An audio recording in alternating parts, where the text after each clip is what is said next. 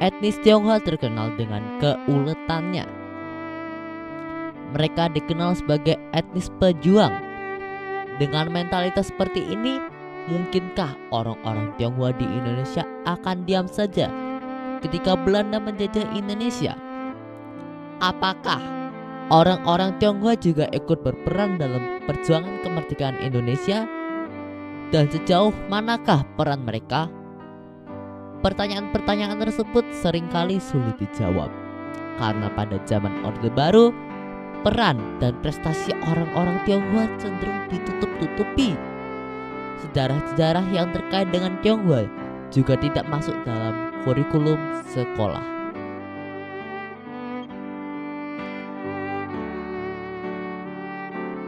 Berdasarkan ceramah dan tulisan dari Didi Kwartanada, seorang sejarawan Indonesia yang banyak meneliti sejarah etnis Tionghoa di Indonesia, serta buku-buku yang ditulis oleh Profesor Leo Suryadinata, pakar etnis Tionghoa Indonesia yang pernah mendapat penghargaan dari Menteri Pendidikan dan Kebudayaan, ternyata banyak catatan sejarah yang menarik tentang kontribusi etnis Tionghoa dalam perjuangan kemerdekaan Indonesia.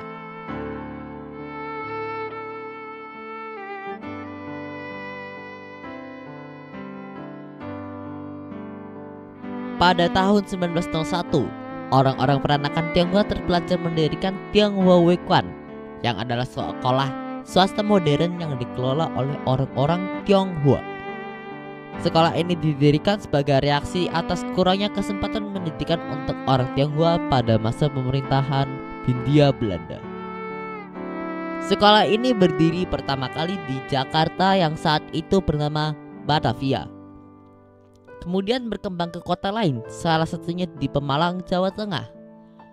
Kemajuan Tionghoa Weikuan ini mempesona banyak pihak, termasuk Dr. Wahidin Sudirohusodo, aktor intelektual organisasi Budi Utomo. Dr. Wahidin menyerukan agar bisa mencontoh orang-orang Tionghoa yang dialeknya beragam tapi bisa bersatu dalam sebuah sekolah modern Tionghoa Weikuan. Namun pada masa pemerintah Orde Baru ketika peristiwa G30 SPKI, banyak sekolah Tionghoa ditutup dan gedungnya diambil alih oleh pemerintah Orde Baru. Begitu juga sekolah Tionghoa Weikuan. Pemerintah menutupnya dan mengambil alih gedungnya. Sekarang gedung Tionghoa Weikuan Batavia menjadi SMAN 19 Jakarta.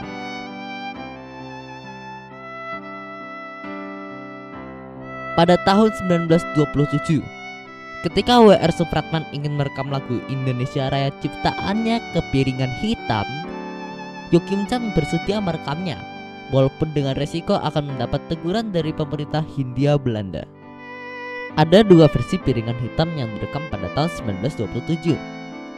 Yang pertama adalah versi solo vokal yang dinyanyikan sendiri oleh W.R. Supratman, dan yang kedua adalah versi instrumental yang dimainkan dengan biola oleh W.R. Supratman.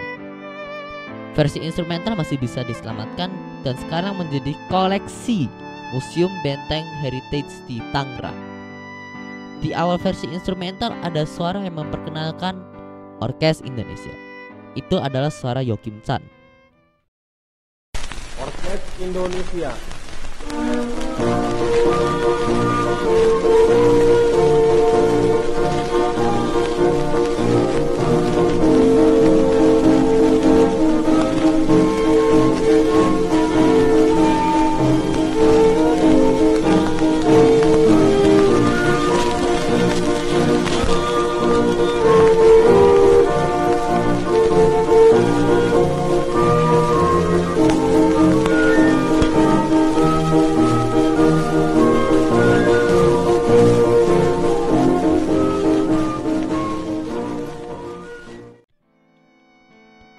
Sedangkan yang versi solo vokal disita oleh pemerintah dan hilang sampai sekarang. Beruntung keluarga Yokim Chan masih menyimpan kopi dari versi recording vokal yang kedua dengan iringan musik dan sudah mendigitalisasikannya. Ada beberapa perbedaan lirik lagu Indonesia Raya ketika pertama kali direkam dengan yang sekarang menjadi lagu kebangsaan Indonesia. Lagu inilah yang nantinya dimainkan pada Kongres Pemuda II 1928 yang dikenal dengan peristiwa Sumpah Pemuda.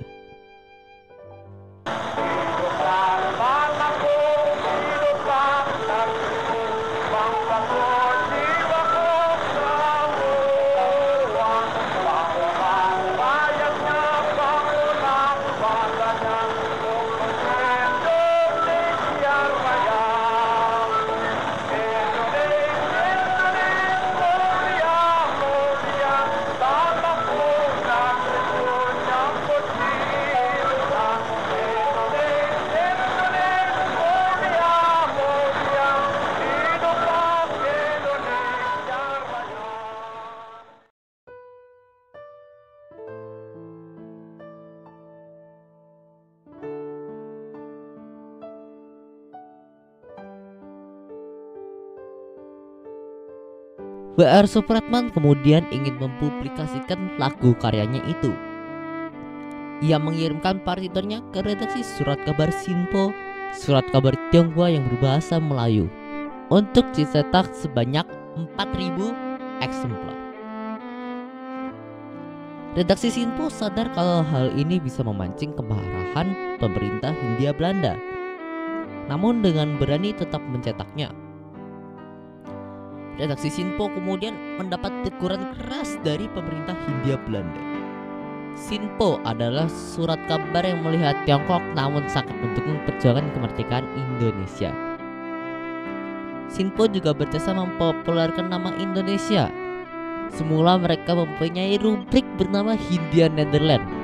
Namun kemudian ketika kaum nasionalis menghendaki pemain nama Indonesia, Sinpo mengubah nama rubrik tersebut menjadi Indonesia.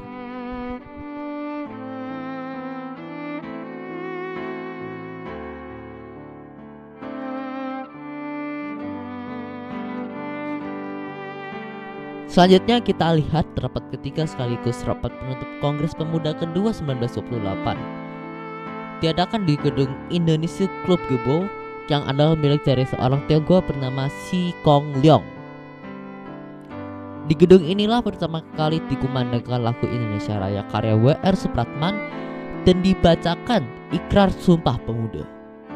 Gedung milik Si Kong Leong ini di kemudian hari setelah Indonesia merdeka dijadikan Museum Sumpah Pemuda oleh Gubernur Ali Sadikin sebagai bentuk penghargaan atas peristiwa penting dalam sejarah yang terjadi di gedung tersebut.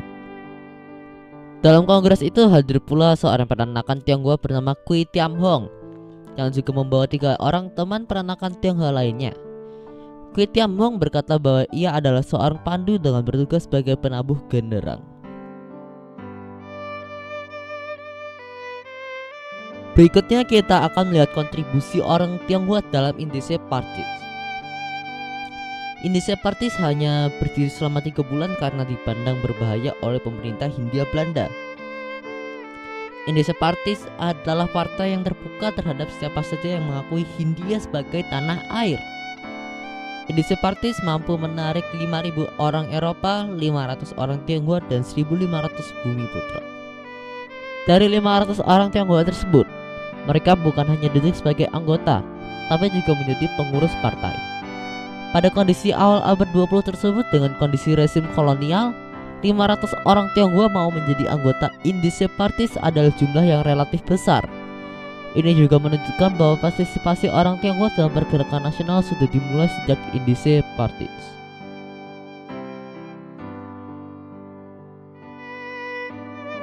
Pada tahun 1934, Lim Kun Hian, seorang peranakan Tionghoa yang aktif dalam dunia jurnalistik, menulis sebuah artikel di surat kabar di Semarang.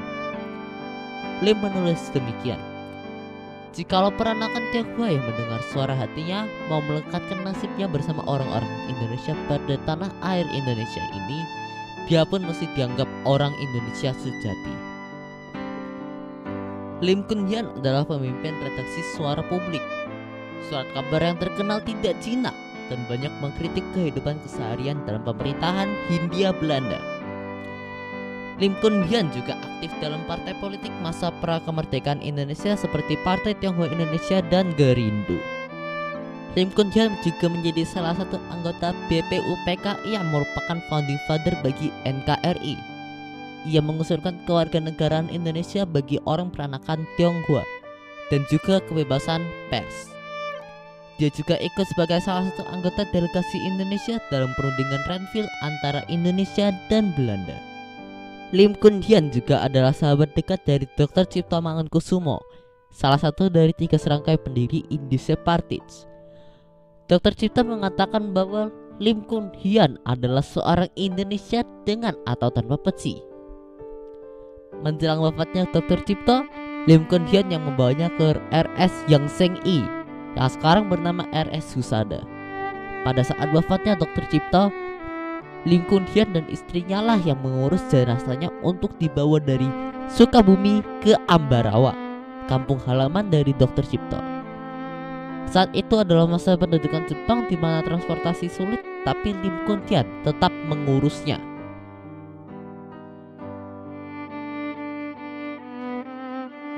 Kui Tianqing adalah seorang jurnalis dan aktivis.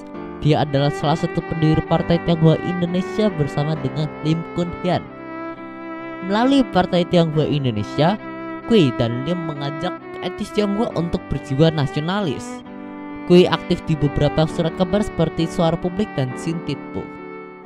Kui Tianqing menggunakan nama samaran Cambuk Berduri ketika menulis buku Indonesia dalam Api dan Bara.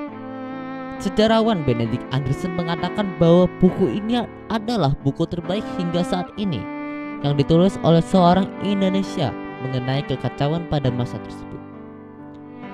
Karya berikutnya berjudul Menjadi Cambuk Berduri yang merupakan lanjutan dari Indonesia dalam Api dan Bara.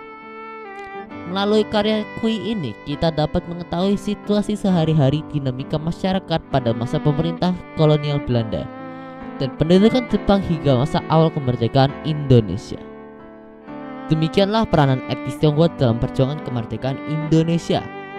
Selain di bidang jurnalistik, pergerakan, dan diplomasi, banyak juga tokoh-tokoh Tionghoa lain yang ikut berjuang dalam bentuk fisik, seperti Lee Eun Hok.